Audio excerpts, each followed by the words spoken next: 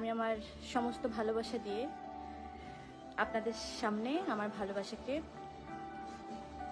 পরিচয় করিয়ে দিতে চাচ্ছি। আমার মনে হয় এই মুহূর্তেই আমার ভ্যালেন্টাইনের সাথে আপনাদেরকে পরিচয় করিয়ে দেওয়া উচিত।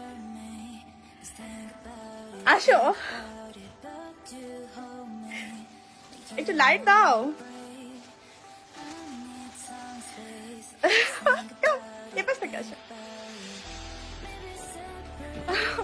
I'm so excited, so nervous. কি মুখ কেন ঢেকে রাখছিস?